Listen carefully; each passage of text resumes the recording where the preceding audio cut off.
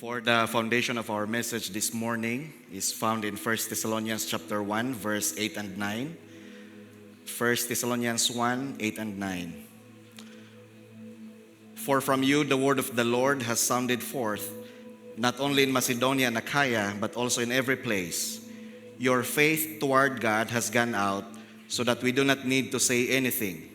For they themselves declare concerning us what manner of entry we had to you, and how you turned to God from idols to serve the living and true God. First of all, salamat sa tumbuhi nga Dios sa paghatag niya kanatog higayonan karon that we could be able to have this gathering and to worship Him in spirit and in truth. Thank you, Supervising Minister Pastor Boy Pisidas, for the invitation and for the introduction. Murag ako'y naulaw, ang SM ay ga-introduce. Yeah, salamat kay Pastor. For those familiar faces nga nakumusta na mo ganina, tingalang uban, wala pa na mo nakumusta, pasensya kaayo. But we are so glad and so blessed that we could be able to join you today sa ato ang Sunday worship. This is my second time to join Davao City Grace Gospel Church of Christ. The first one was in 2016. So that was 10 years ago. Wala pa ni nga building, katong daan pa. So that was 10 years ago and a lot of things had happened. So lahi na kayo, dako na kayo improvement. Nanay lead wall, aircon na ang simbahan. So salamat sa itong buhi nga Dios sa iyahang pagkamaayo sa atong matag-usa ka mga kinabuhi. So my wife and I, Agape and I, we are here in the Philippines for our scheduled home assignment or FORLO. Every 3 years, ang atong mga TCM missionaries that are sent out, every 3 years, namin 3 months nga gitawag og home assignment. And during that time, ang uban, huna-huna, murag bakasyon. But at the same time, we must make sure that every Sunday we go to different grace churches so that we could be able to share ministry updates of what the Lord has been doing outside the Philippines through Things to Come mission. And that's why today, part of my responsibility is to share to you what the Lord has been doing there in Cambodia. And at the same time, we will be listening also to the message through God's Word. And I'm grateful and thankful nga ang topic ninyo, I don't know if it's a quarterly or monthly nga topic, is about worship. And I was really thinking nga, unsaon na to pag himog connection ani ang mission and worship. So today, I'm glad that I could be able to share to you a message about mission and worship. Again, salamat kayo sa Davao City Grace Gospel Church. Naglibog ko unsa gitawag ni Sandawa or Davao, unsa may pinaka kuan gyud, okay ra no Sandawa. Pero mamo ginaandan god. But anyway, thank you for the warm welcome. Wala kay ko nakailagid majority sa inyo hadinhe because sa kung giyon kaganina it was 10 years ago ang una na mo nga time nga naka-visit dinhe then karon nasundan. But of course we have known some people nga na dinhe karon like sila Caroline, sila Mar, si Ninong Ninang Ayop, and maybe some others mga nakaila na istorya na mo ganina. Okay. Let's start with Cambodia. Unsay gibuhat sa Dios dito sa Cambodia. But before that,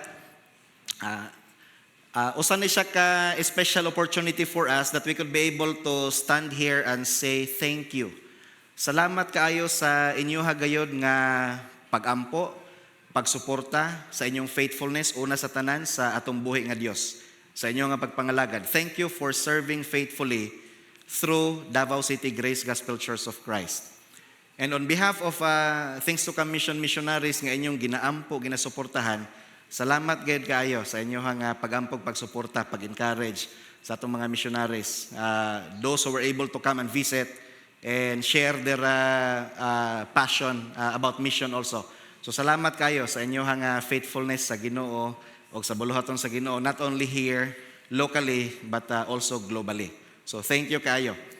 My wife and I are serving in Cambodia for 9 years now.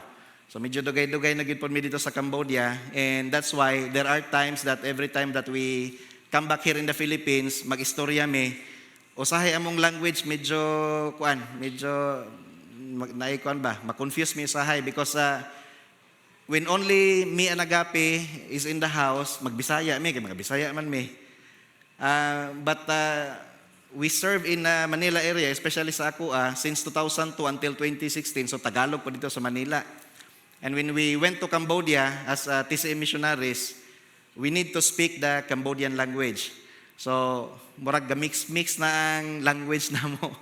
And maybe there are some Cebuano or Bisaya words and even English terms nga medyo kanang maglaging usay akong utok. Tungod kay na mix na kay imong language. So pasensya daan.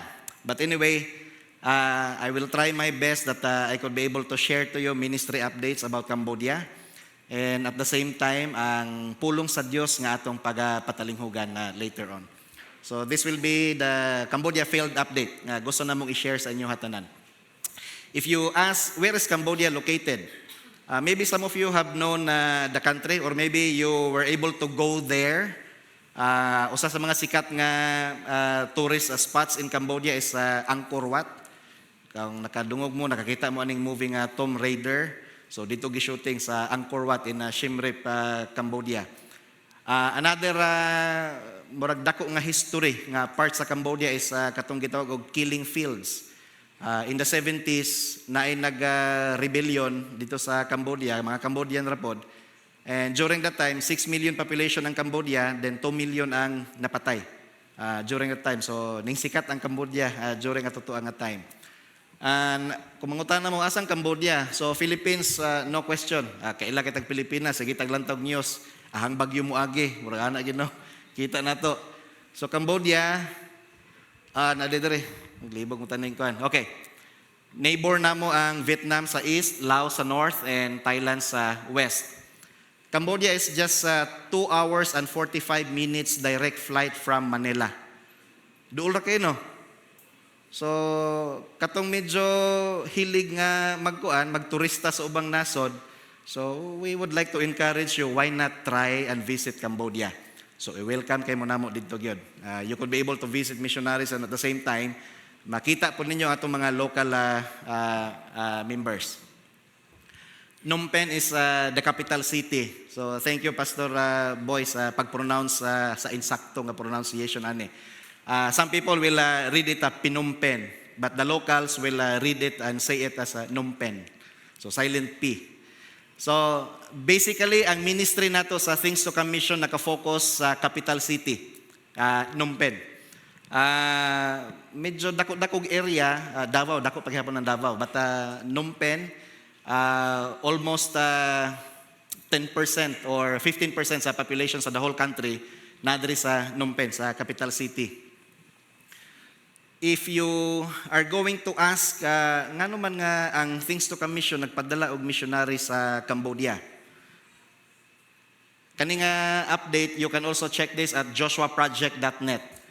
But this update is February 2026. So wala dili na kay siya inani ka-updated at karon.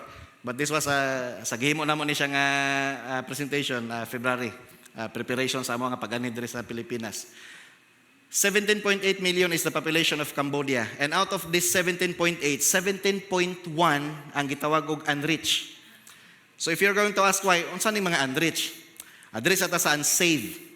Kinsa ning mga unsaved nga mga tao? Kita tanan diri mga saved naman ta. Amen. Saved na? So sigurado na ta nga ang atong Ginoong Hesukristo ato nang gituuhan nga siya ang namatay sa cross, nagula sa iyang dugo, gilubong og nabanhaw. So kita tanan nakatuon ana. Okay. Kita mga saved na. But there are those people nga atong na-evangelizean, and I'm sure that the church here, you have your outreach ministry or evangelism ministry. So those people nga atong na-evangelize, nakadungog na sa pulong sa kaluwasan, but they just decided to reject Jesus. Nga di lang gid sila motuo. Maybe ang uban nakadungog ka isa, kaduha, katulo. Pero dili lang yun. Sila ang mga gitawag unsaved. Wala ning tuo. Nakadungog pero wa min tuo. Ang mga unreached, these are the people that even once have never heard about Jesus. And in Cambodia, 17.1 out of 17.8 million ang ginatawag og unreached. Wa pa makadungog ni usa ka beses. And look at the Christianity in Cambodia, 3.38. During COVID time, half nawala, half sa Christian churches na close. Kay ang mga missionaries nanguli. Nagpabilin mi dito, na COVID gud po mig appeal. Wala mi nag-report. Kay kuan, tawag na ma-quarantine din, mahal kay bayad. But anyway, 1.5% are evangelical Christians. And that's the reason why Things to Come Mission USA and Things to Come Mission Philippines nagpartner so that we could be able to send missionaries there in Cambodia. And our pioneer missionaries, the Mahilong family, Pastor Ariel, Ma'am Faith, and Pau Pau, they serve in Cambodia year 2007 to 2019. Then Ma'am Myra Umiktin, 2009 to 2019. Dr. Ruth Improso, taga Bunawan, Agusan del Sur, she also served there for a year in 2010. Then natay British nga missionary, this is Julia Lyles, and I'm sure naka-visit ni sila dinhi sa inyong church. So she served in Cambodia since 2015. And of course, my wife and I, 2017 to until present. Pastor Jordan Cherry Hongkolada, 2021 to 2024. Then kani si Julia, nakahibalon, I don't know if you know the love story. So Julia, she served single pa. But later on, she was able to find the love of her life. So this is Chetra Sokni Hong. Cambodian ni siya. So, naminyo sila ni atong 2021, then Sokni go through the process nga magpastor, mo ni nakanhi sa Tagum for a year, na Bible school. Then training sa atong missionary school. Then pagka 2023 as a couple, so they are now serving together with us. So at present, this is the Team Cambodia TCM Missionaries. And we work together with our national leaders. Salamat sa Ginoo kay sa Cambodia na natay mga leaders. And kani ato mga national leaders, di ni basta-basta mga pangalan, kuya ning mga pangalan kay unique ato diri mga kuan kay no, Pastor Benji o murag Pastor James, murag kanang kuan kay ngalan ba common. Okay, this is Pastor Rafi. So he is our chairman, ang pinaka-director nato dito. Chanti, Chanta, Tu, Soy, Malawi, Boray. So at present, mo na nga ito ang mga members sa Board of Trustees sa Cambodia Grace Gospel Church. So the name of our church there is Cambodia Grace Gospel Church or TCM Cambodia. So we work together with them to make sure that the gospel of grace will continue to be preached in Cambodia. And one of the things that we were able to accomplish is our constitution and bylaws. Because this is very important there in Cambodia nga natay constitution and bylaws kay preparation man prerequisite sa pagpa-register nato sa ato ang church. Ug salamat sa Ginoo tungod kay niadtong 2021 our registration application gi-approve sa government. So at present registered na ta diri sa Pilipinas ang Things to Come Mission na registered man ta sa Securities and Exchange Commission. Ang atong SEC registration number is 13617. I think Davao City Grace, you also registered with the Securities and Exchange Commission. In Cambodia, ang government agency nga kailangan dito ta magpa-register is Ministry of Cults and Religion. So we are now registered with the government and we are recognized as a church. And dili na kayo may mabalaka kung natin mga tapok-tapok. Lisod ang process dito. The process from barangay level to municipal, to district, to province, until national level. But by God's grace, salamat kayo kay na-approve ra gyud atong registration. So every 3 years, we need to renew. So naay mga requirements kailangan namong ma-accomplish. And 2024, we were able to renew our registration. So far, no problem sa atong registration dito sa Cambodia. By the way, in Cambodia, majority of people there are mga Buddhist. So ang Buddhist belief, inani mga kaigsuonan, they don't have God, but they believe that they need to reach enlightenment or nirvana. Si Buddha ang pinakaunang naka-reach anang nirvana or enlightenment. Ang belief sa Buddhism ingon ani, Kung di nimo ma-reach ang enlightenment, ani nga lifetime, kung namatay ka, ma-reincarnate ka. Kung buutan ka karon, wala nimo na-reach ang enlightenment, namatay ka, in your next lifetime, maarang-arang imong status. Pero pag medyo di kay kabuutan karon, namatay ka, wala nimo na-reach ng enlightenment, in your next lifetime, mababa imong status. Napagay belief nila, o dili ka mababang status, usahay, mahimo kang mga hayop. Pinakagrabe kay, mahimo kang ok-ok. Ina na lang belief.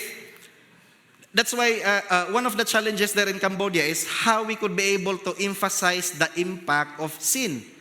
Kaya ang sala dito sa ilaha, murag wala kay nagmatter ba? Sa ato din in the Philippines, for us Christians, we understand that because of sin, we are separated from God. We will go to hell for eternity nga walay paglaom, walay Kristo. Tungod kay naay sala. Pero dito sa ilaha, ako makasala ug mamatay, ma-reincarnate ra bitaw. So, usa na sa challenge na mo dito sa Cambodia. How to make an emphasis nga they need a savior because of sin. So, one of the challenge. Og dito sa Cambodia po di ay, ang mga Christians, kita ang part sa mga kulto. Ang Buddhism ang gi-recognize sa government nga true religion. So that's why the Ministry of Cults and Religion ang gina-recognize nila Buddhism. So kita mga Christians, Muslims and other groups part sa kulto. Kita po din bawi-bawi po.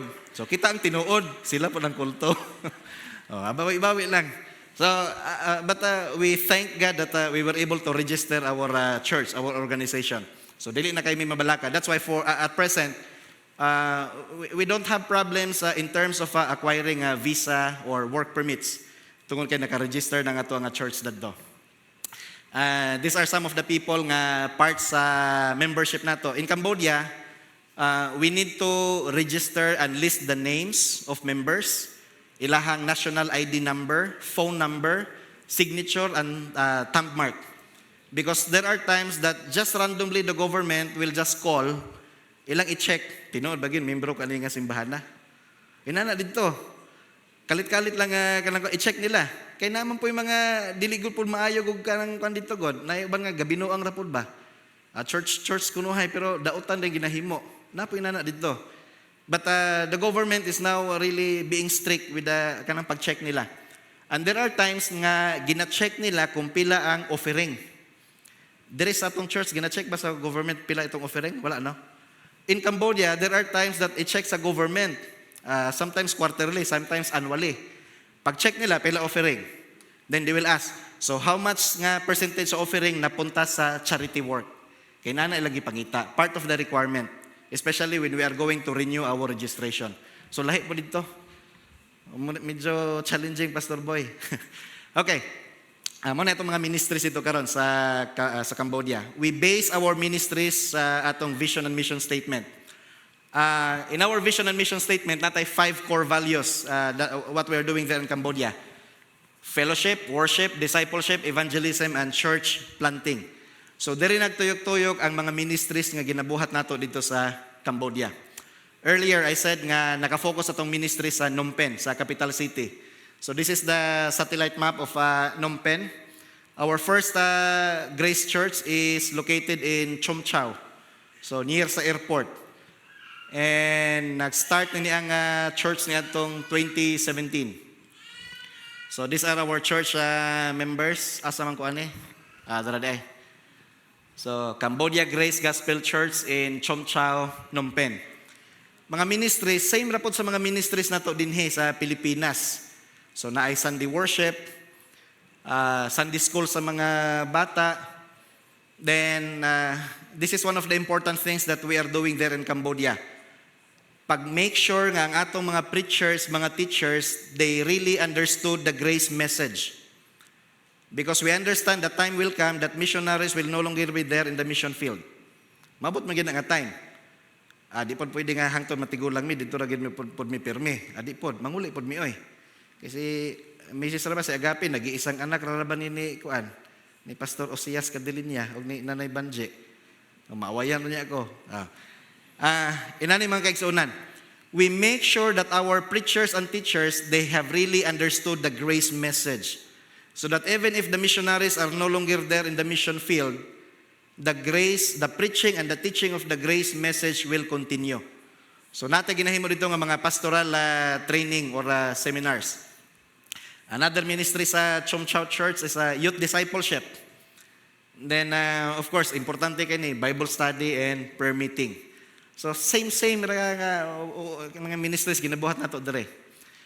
Our second church, this is the church nga na-start nato after a few months nga naabot mi dito sa Cambodia. So we work with the missionaries Myra and Julia to start this second Grace Church in City Central, nasa central part of the city. So these are our members City Central Church, and again the same ministries, na Sunday worship, Sunday school sa mga bata, then Bible study and prayer meeting.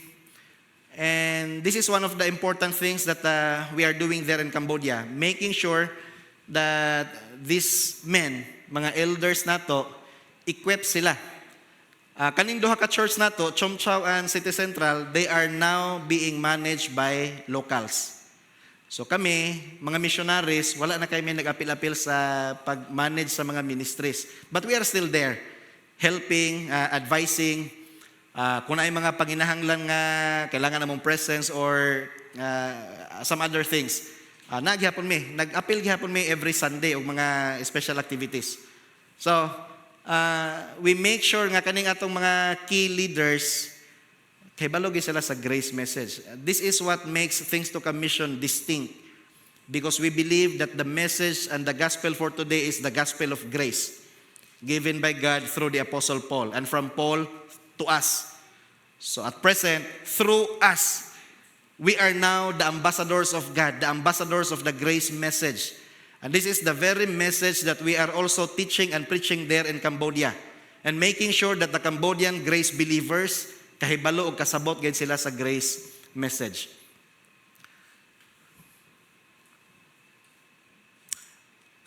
One of the exciting things nga nahitabo karon sa Cambodia is natay bagong outreach ministry. So it's still part in the central part of the city. So gitawag nato niya siya og Grace Outreach Center. So we started this new outreach niadtong 2024, just 2 years ago. Because the ministry in both churches ato nang na-delegate sa mga local leaders, mga pastors and local leaders. So we need to start a new outreach. So niadtong 2024, we were able to start a new outreach ministry. So what we did, aron nga maka-invite tag mga bag-o nga mga Cambodian contacts. So Agape was teaching guitar. So this is batch 2. Then I also teach English. And most of our students, if not university students, mga professionals. Mga kuya ni mga kuan po nato dito kay na mga manager sa bangko. Because some of the companies in Cambodia, they require their employees nga maka-istorya og English. So muna nga ngita sila ay libre man itong pagtudlo dito. Kibalo sila nga kani libre dito. So dito sila eskwela. Wala sila kibalo nga gihinahinay nato sila tudlo mahitungod sa Bible. Hunahuna po nila, dito ta kay makalibre ta. Pero amo pong hunahuna, sige diri mo kay kahibalo gyud mo mahitungod sa Bible. So most of these students ga-join na sa ato ang small group nga fellowship. So we were able to start a Bible study group or small group nga fellowship. O mao kini ang pinaka-core nga mga grupo sa atong bagong nga outreach. Later, this coming Friday, Agape and I will go back to Cambodia. Later this year, we are going to formalize and organize this new group as the Third Grace Church in Cambodia. So mga igsoon, tabangin mig ampo that we could be able to realize this goal nga kining bago nga grupo mahimo gini nga bago na pud nga church dito sa Cambodia. By the way, hamning back ani. Okay. This is Unyok, then this one is Srainan. Kani sila mga Buddhist kini ilang background. When you say Buddhist, zero knowledge about the Bible. Zero knowledge about Jesus. But just tungod kay naka-join sila sa atong small group nga fellowship, just early this year, si Onyok o si Srainan, first time nga naka-pray sa pagkaon. So sa mo, dako na kaya na siya nga step nga, nakasugod na silang ampo mahitungod sa pagkaon. So sa hinay-hinay nga pamaagi, teaching them English or guitar, and at the same time, inviting them to join our small group fellowship, hinahinay na silang nakasabot. Mahitungod sa Ginoo, mahitungod sa pulong sa Ginoo. And they even now started just this year. Hinahinay nag-ampo pog apil. Wa mi kibalo kung tinud na bigito ilang ampo, basta nakasugod na silang ampo. So meaning, na sila hinay-hinay gayud nga pagsabot. Mahitungod sa pulong sa Ginoo. We also have kaning joint nga mga ministries like this one. We also have the National Conference, Christmas event during December, Children's Fellowship, Youth Camp. Nalipay kay ko maglantaw si Pastor Benji mag-post og update dito sa Grace Peak. Murag na kubira na gamay na lay kulang ba. So nindot kay dito mag-youth camp tingali pohon. Di lang may pwede dito mag-youth camp kay layo kayo. So we also have a youth camp there in Cambodia. Sports. Some of these people nag-join sa atong small group fellowship. So bisag medyo, di pa magid mi idaran. Ako mid-40s, si Mrs. 41. But we play sports for the sake of connecting people. Kani volleyball among sports dadto. Before, during COVID time, I played soccer or football. Pero dili kaya, mura ko mamatay hapit, kapag isig dagan-dagan. I don't know if some of you here know how to play soccer or football. Pero kung kato nakatrike dula, sige mong dagan, di mo kasi pagbula, kapoy kaayo. But we nag-change mi og kanang sports, volleyball na mi. Okay, every Saturday morning. One of the important ministries that we are doing there is also making sure that our Sunday school teachers for the kids, kay balo gayud sila mahitungod sa Bible. Because, unsaon na lang kung ato mga Sunday school teachers, kani mga local man nga mga Sunday school teachers. Unsaon na lang ito doon na si Moses nagbuhat og arka, aperte nang malia, magtubo ang mga bata nga mo na ilang kay balo. Now, we are conducting seminars, trainings, making sure that our Sunday school teachers for the kids, kay balo sila unsa ilahang ginatudlo. Sa kung ginaingon ka ganina, there are times that the authority will just randomly make a call and check if we were able to provide impact for the community. So there are times that we do something like this, charity event. Kanina sa barangay, we ask the barangay kung kinsa tong pinaka ma-identify nila nga 50 pinaka least privileged nga mga bata. And we are going to provide school supplies. So kung mangutana mo, giyon sa kapagasto sa mga missionaries na ilang support, no? Murag dako ra ba tingali? Dako ba gyud? Anyway, these are some of the things nga ginabuhat nato dito. Perform ba nato atong mga responsibilities sa ato nga pagka-recognize as a church in Cambodia. So during this time, we connect with the authorities sa barangay and we provided school supplies sa mga bata. So nalipay kayong taga-barangay o nalipay po kayo me. Kay pag-check sa government, during renewal sa ato nga registration, so walay problema. Nagi sila makita nga ebidensya that we are doing this kind of things. We also have online ministry. Then, I don't know if some of you here were able to join one of TCM's international events, kaning Southeast Asia Grace Conference. So we also make sure nga kaning mga Cambodian grace believers aware sila that there are also grace believers outside Cambodia. Lagi ginamo ning gina-remind sila nga, no, we are not alone here in Cambodia. There are many grace churches in the Philippines. So this one is last year in Yogyakarta, Indonesia. So natay pipila ka mga Cambodians nga atong ginapaapil aning mga international nga event.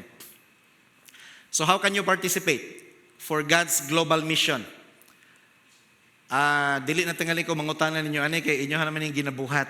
And that's why pag anhi ginamo diri ni Agape, it's just really to say thank you. Salamat kay nagparticipate mo.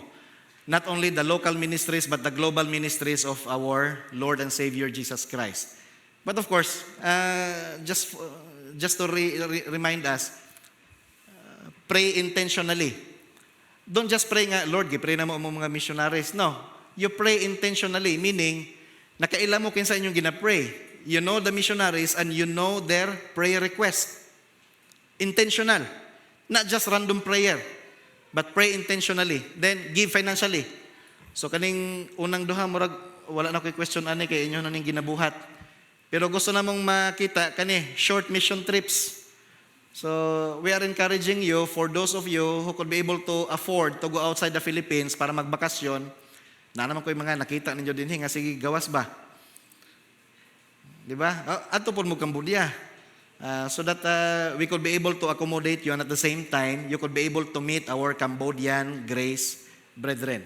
Or, maybe the Lord has been calling you to serve Him cross-culturally. Be a part of the team. Na ang TCM karon na natay missionary training program.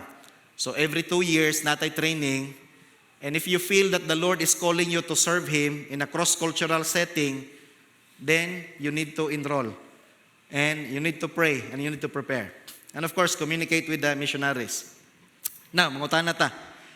Daghan pa man kay sa Davao nga wala pa naluwas. Nganong moadto pa man kita sa gawas? Why we need to go outside the Philippines? When in fact, there are still a lot of people here in the Philippines nga wala pa gid naluwas. Here in the Philippines, napatay mga unreached na mga tao pod. Abi ninyo na kuan na nato, na reach out na tanan sa place. No, naapa.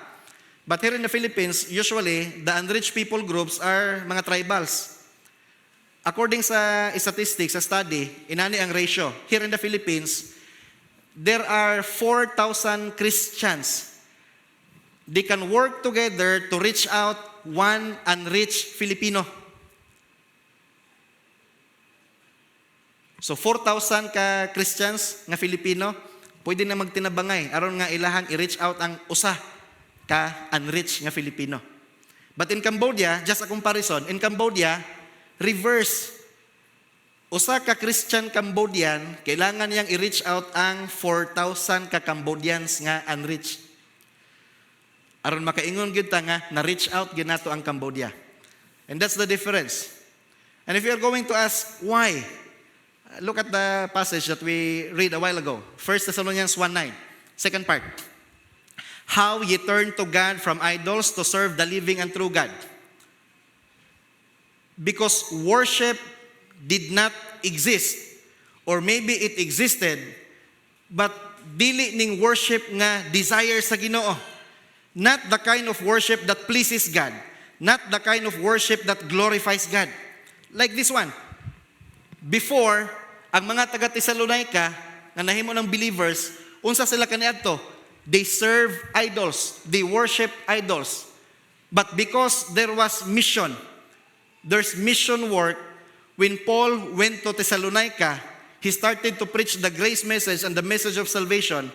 Some of them believe. And now, ang sayo ni Apostle Pablo, you are now serving the living and true God. And that's why we do mission work. Because there are still many places in the world today, worship doesn't exist. Nindot kayo na itong ginabuhat din, Bugnaw. Salamat kay sa music team dahil ganina sa pag-lead sa praise and worship. I was so touched with the messages of the song. Nindot kayo na itong ginahimo. But how about those other places? Even once, they did not hear that there is Jesus who loves them. That there is Jesus who was crucified at the cross and shed His blood. Ni usa ka beses, wala pa gyud kadungog. We do mission work because it can transform lives. Like the Thessalonica, ang mga Thessalonian believers, na transform ilang kinabuhi. From worshiping idols, they are now serving the true and the living God. And we have seen this in Cambodia. Before na mga Cambodians ang kauban nato sa church, thank you. Natay mga Cambodians ang kauban nato sa church sa una, before sila nahimong Christians, ang ilang ginabuhat, gaampo pa sa mga spirit houses. Most of the houses there in Cambodia, nasa sila mga spirit houses. Kung nasa sila mga lulula nga nangamatay na, ilang, dito cremation man dito usugod. Walay menteryo dadto. Magbinuang mis among mga ginikanan akong mama ko ino nga ma kung mamatay ra mi sa Cambodia, sunugon ra mi. Balaka ko mama siya nga dili pud uli lang. Ako usa pag uli patay na. Cremation dadto, wala kay mga morgue dadto. Now, sige sila ampo sa mga spirit houses sila mga ancestors. Sometimes they pray to good spirits. Napayusahay, mag-pray sila sa mga bad spirits. Ampo sila sa bad spirits nga, ayaw tan mitong luha. And one funny story, night times nga, na-meet na mo, ang ngalan niya si Wat-i. Buddhist na niya siya. Among invite sa balay over dinner. Then we started to share about creation. Dari magiging magsugod, creation. Because we cannot just directly say to them, do you know Jesus? No, wala man sila idea. So sugod may creation. Pagabot sa time kanang sa Genesis 3:15, how the Redeemer will defeat Satan, kanang sa 3:15 nga tumban sa Redeemer sa Messiah ang ulos sa bitin. Kay balo mo sa reaction nato ni Wote ano siya, hallelujah sa bitin. Ang concept sa Buddhism mo saman, kung namatay, basig ihatong mga uyuan, ihatong lulog. Hala kaluoy sa bitin, ano siya? Like a concept. Then, padayon may istorya, nga inani, nay Satanas, mo gigakon pero, siya nga, nga nung dili naman lang ta magampo kay Satanas, aron di ta niya hilabtan. Mabuang ko nimo. Lahi kay concept. The concept is so different. But, difficult, but it's not impossible. Why? Because mission work can transform lives. We have seen many Cambodians now. Before, nag-ampo-ampo sila mga spirit houses, but now they are preaching the grace message. Now they are teaching in our Sunday school classes. Now they are leading music team, praise and worship songs. Usa ni anak katong nakabisita ninyo din si Sok ni Hong. Before monk man totoo siya, nag-serve sa temple sa pagoda. Monk. But karon nahimong Christian, nag-preach na og grace message, because mission work can transform lives. Mission is not simply an activity. It is obedience to God's call. Kung activity lang umta ni pwede rita mag-assign umta sige karong tuiga kani ato ipadala dadto. No. Because not everyone can go out. Not everyone can serve cross-culturally. Why? Because mission is a calling. And because it is a calling, it needs obedience. And we thank God that God has called us to serve Him cross-culturally. Sa una, when Pastor Ben Anderson started to talk to us about mission, sige may ingon nga, nindot yun na, pero murag dili sa, murag lisod man kay biya ng Pilipinas. When I served there in Manila area, sa Valenzuela City Church, ang church growing ang ministry. At the same time, I also work during weekdays. I work in a BPO. Okay akong sweldo sa unag yun. But tungod kay tawagid sa Ginoo, di ko mahimutang. Kami ni Mrs. ni Ma'am Agapi, dili gid may mahimutang nga murag saom na ni murag muadto dili pero nagi burden ba? Understanding that there are people outside the Philippines who doesn't know yet that there is a God who loves them. Nga pag sila idea mahitungod sa Bible, mahitungod sa Ginoo. And this is obedience to God's call. The Thessalonians' testimony shows us that mission is marked by turning away from idols, embracing sacrificial giving, and serving together in the gospel. Every act of mission is ultimately an act of worship. Again, every act of mission is ultimately an act of worship to the living and true God. And that's why the Apostle Paul, kung gamito na itong term nga, proud ka siya sa mga taga-Thessalonica, when he have heard nga ang ubang mga tao na ang nagsulti nga, uy, kaning mga taga-Thessalonica, nabisitahan ni Pablo sa una, nag-start siya og preach sa gospel. Now they believe in Jesus. Before, they serve idols, but now they are serving the true and the living God. And every act of mission is ultimately an act of worship. This is worship. So atong topic ron, intro pa lang to ganina. So muna gina itong message. Mission that transforms. First point, mission that transforms requires separation. Sometimes kaning pulong nga separation, murag di ta ganahan, bulagod. Me and my wife, few times lang yun nga nabulag me. Sukad nga naminyo me. Nga kana bitaw naglagyo bitaw. Mingaw kayo. Tingali kani pong ubang mga nangaminyo din sino, mabulag mo sa inyo hangkuan ba? Ba nag-asawa, mingaw gyud. But you know what? Mission, it requires separation. Let's read the Acts chapter 13 para mahatagan tag idea about separation. I will read verse 1 until verse 4. Now in the church that was at Antioch, there were certain prophets and teachers, Barnabas, Simeon, Lucius, Manaen, and Saul. As they ministered to the Lord and fasted, the Holy Spirit said, "Now separate to me Barnabas and Saul for the work to which I have called them."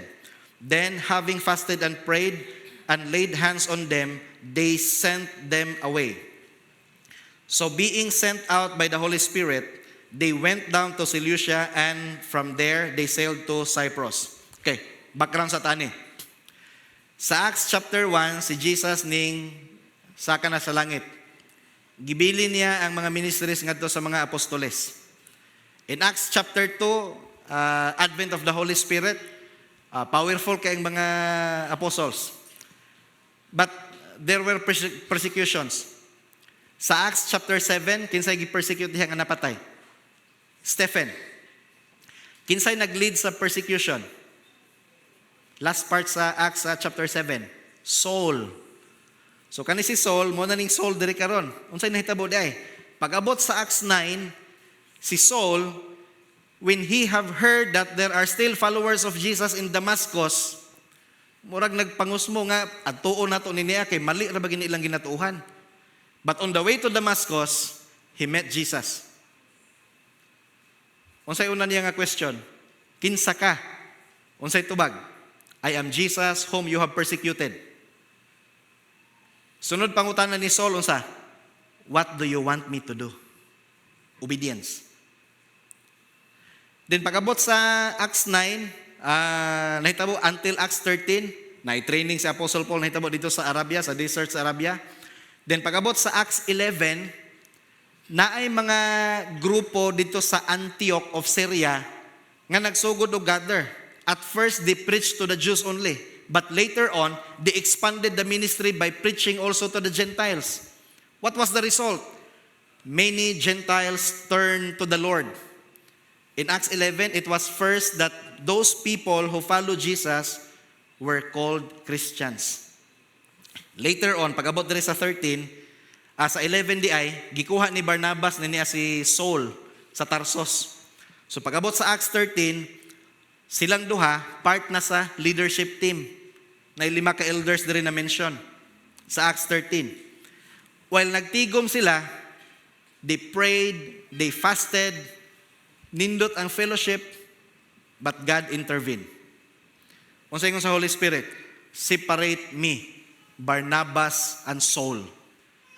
Later nga mga verses, kaning Saul nga name na change. Kinsa naman din siya? Paul. Now, unsay nahitabo? Ang church sent them out. Verse 3. Verse 4. The Holy Spirit sent them out. Separation is God's initiative. He sets apart His servants for His mission. And this setting apart is an act of worship. Sometimes, ang atong mentality about worship is just to focus on one thing. Pag-anhi sa simbahan, pagkanta, paglingkod, pagpaminaw sa pulong sa Ginoo. Kay mao guni ang Sunday worship. That's true. But at the same time, that's not the whole truth. Because worship is not only limited during Sundays. Because we worship God every day. Every small details nga ginabuhat nato nga naghatag himayaan sa atong buhi nga Dios. Whatever we do that give worth to God, that is worship. And sometimes, even separation, that is worship. Separation for the cause of the gospel. Separation for the cause of Christ. Separation so that God's name, ang gibuhat ni Kristo ngadto sa cross, mahatagag worth. That's worship. Responding to His call and purpose with obedience. Worship. Mission begins when worshipers listen to God's call and then respond or obey by going where He sends. So worship fuels mission and mission extends worship to the nations. Murag ginani mga kaigsuonan ba? Murag dugo og kasing-kasing. Our heart will pump blood. So naidugo mo ato sa pinakalas nga part sa kalawasan. But at the same time, ang blood mubalik sa kasing-kasing. Kaya kung ang dugo di po mo balik, dili na po makapump ang heart. Kung ang heart dili po mo pump, wala po yung dugo mo ato sa pinakagamay nga vein nato sa tong lawas. They go together. As what I said earlier, mission exists because worship doesn't. Because God's desire, 1 Timothy 2, 3 and 4, He wants all men to know the truth, to be saved, and to worship Him. Unsa maging pinaka-purpose sa itong kinabuhi kung ato na i-summarize? Sa kanta na ito ganina, to know Him and to make Him known. What we are doing now, this is part of knowing God more. Nindot kaayo. But this is just the first half. Because part of God's purpose for our lives is to also make Him known. And sometimes it requires separation for the sake that the gospel will reach to the regions beyond. 2 Corinthians 10:16, Paul said, preaching the gospel to the regions beyond. Psalm 96:3, declaring God's glory to the nations with S, not only one. What was the intention and desire of God? Ang iyahang kahimayaan madalang ngadto sa mga kanasuran. 2 Corinthians 10:16, ang gospel ma-preach ngadto sa regions beyond. Asa man ang regions beyond? Gi-explain ni Paul there sa Romans chapter 15, verse 24. Ingon si Pablo, moadto kog Spain, pero mohapit ko da sa Rome. Aron magkita ta. Pero dili ko magdugay. Kay gusto na ko moadto ko sa Spain tungod kay si Kristo didto wala pa gyud masangyaw. During his time, Spain was the regions beyond. Because Jesus has never been preached yet there. It requires separation. Now, sa Acts 13, kung si Barnabas o si Saulo, wala pa ning obey, wala pa ning separate, do you think there's a church in Thessalonica, in Ephesus, in Corinth, in Macedonia, in Berea? Na kay mga churches? Na kay mabalikan si Apostle Paul sa iyang second missionary journey? Na kay na-train si Apostle Paul like Timothy, like Titus? Kung sa simula pa lang, wala na sila ning obey, wala na sila ning separate? No. But mission, it requires separation. Mission is never self-appointed. It is a relationship between the sender. Kung i-base nato ni sa Acts 13, kinsay sender? Una, ang Dios. Verse 4, the Holy Spirit sent them out. Then verse 3, the church sent them out. So the sent and the sender.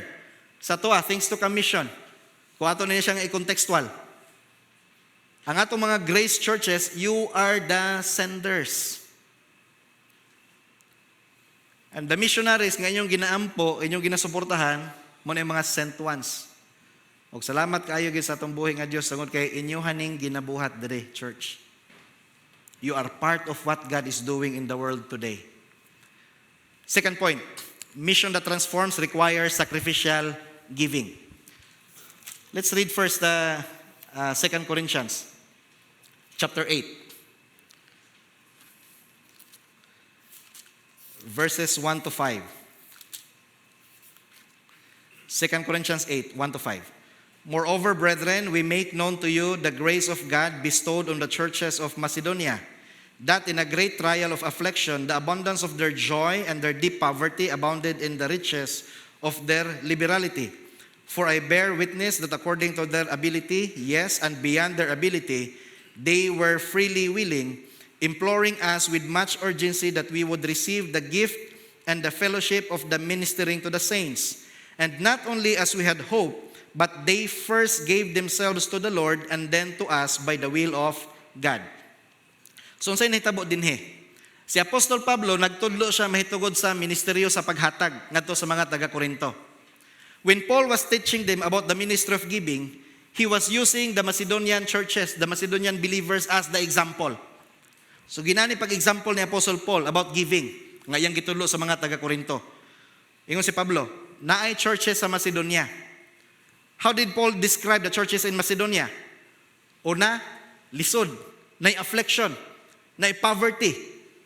But at the same time, part of the Apostle Paul's description sa mga taga-Macedonia, mga malipayon nga mga tao, willing nga mga tao, manggihatagon nga mga tao. That is how Paul described the Macedonian believers when he was teaching the Corinthian believers about giving. Okay. Sacrificial giving begins with surrender. They gave themselves first to the Lord. Verse 5. Sa ingon ni Paul, una, before di ay maghatag, unang buhato nato is to give ourselves to the Lord first. Romans 12:1, present your bodies as a living sacrifice. So when we come to church to gather, to worship, to fellowship, we must have that intention in our minds and in our hearts that we come here because we want to offer our lives as a living sacrifice. And that is worship. Giving our lives as a living sacrifice is the highest form of worship because it means that we are giving God His worth. Giving is worship. It declares that God is worthy of our resources, our time, and our lives. Worship. And giving is worship, especially if it is sacrificial giving. Gingon pa nila, kung di ka masakitan sa paghatag, o dili gi ka na sa sakripisyo. Di ba? Kung muhatag ta nga murag, kira sobra ra bitaw na. Murag di kay na murag ambot lang sa inyo, pero sa ako murag di kay na matawag sacrificial giving, no? But when we say sacrificial giving, it will hurt. But it doesn't matter because that is worship. We are giving God His worth. We are making sure that what He did on the cross is worthy. Giving is worship. Mission giving is not just financial support, it is worship expressed through generosity. When the church gives sacrificially, it magnifies God's worth and spreads His glory to the ends of the earth. It will go together. Kanay mga igsoon, this is one of the things that I would like to emphasize. Sometimes, some people, or let's just say, some grace believers, hunahuna nila nga kung na mga missionary mo visit sa mga churches, mga ayo na po tingal support silang pastor. Ayaw tanin niyo hunahuna ang inana, mga kaigsuunan. Inani ni ba? Ang mission work, this is the work of the body of Christ. Buluhaton niya sa body of Christ and we are partnering with God. The missionaries are not only partnering with God, but we as the body of Christ. Pero mahitungod sa paghatag, yun ani, sacrificial giving by the senders must be rooted first in their local ministry. Bot pasabot, kung si Pastor Boy, si Pastor Marvin, si Pastor Benji, si Pastor Brian, si Pastor Jimar. Kung naa sila yung mga outreaches, kung naa sila yung mga ministries, kina itong mga leaders din if they have outreaches and ministries, meaning we must support them first. Just like the Macedonian believers. Unsay ginahimo sa mga Macedonian believers? Una, they gave themselves to the Lord first. They supported their local ministries. The extended help to those believers in Jerusalem nga nagkalisod. At the same time, they also extended help to the Apostle Paul. So meaning, unsay makuha nato diri nga lesson? Local, kung ato ni i-contextual ba? Local, district, national, global. Pero una sa tanan, ayaw kaligtae. Give yourself to the Lord first. That is worship. Last, number 3. Mission that transforms requires synergy. When we say synergy, I don't know kung familiar mo sa term. Pero bago tingali ang term, bata dugay na nato ning ginabuhat. So when we say synergy,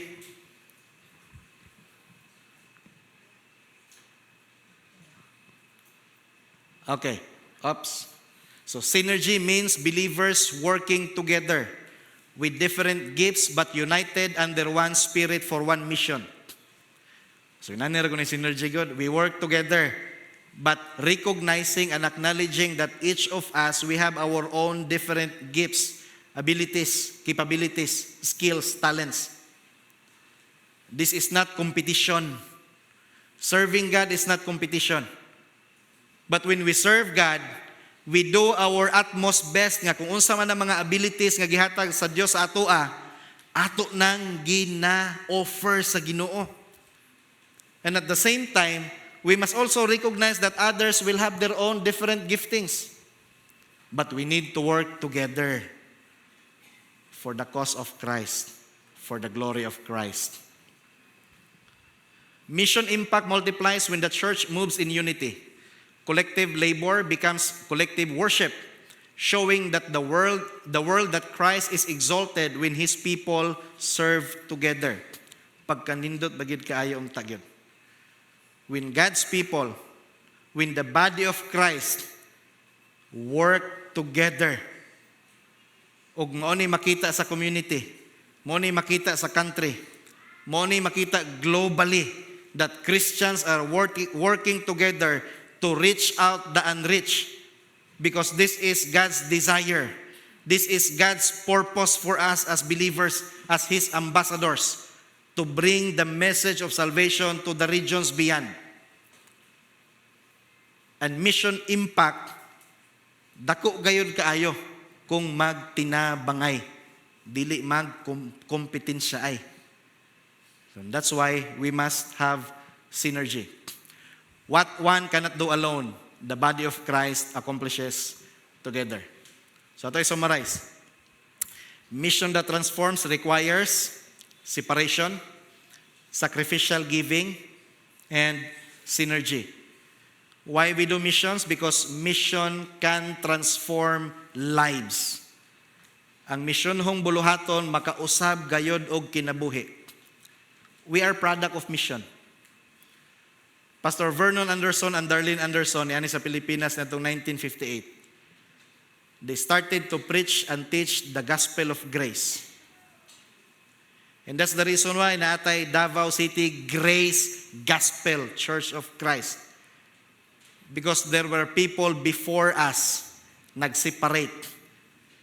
Na yung mga tao sa una sa US nga nag-sacrificial giving aron si Vernon o si Darlene Anderson mapadala diri sa Pilipinas. Bunga na ta sa mission. We are now a product of mission work. Mission is the heartbeat of the church and worship is its lifeblood. Sa akong ginom kaganina, murag heart og blood. Lisod kayo kung wala ang isa. The same with mission and worship. That's why we do missions, because worship doesn't exist. O kung ang worship mag-exist, we could be able to understand slowly that God has given us a purpose. That purpose of knowing Him and making Him known. And that is the responsibility of the whole body of Christ. When mission and worship are embraced together, the testimony of the church becomes a living witness, echoing far beyond our walls, just as the Thessalonians' faith and the Antioch church obedience resounds across the world. Og salamat sa Ginoo kaninyo mga kaigsuonan diri sa Davao City Grace Gospel Church because you have been participating God's global mission. Og na-appreciate kinamo ang inyong pagampo, ang inyong pagsuporta, ang inyong partnership sa atong God's global mission. So in Cambodia, we have this formal way of closing. We will say it like this. O konsyaranteng o kaniya ng preong putin po. So daghang salamat mga kaigsuonan o hinaut nga ang Dios magapanalangin kanatong tanan.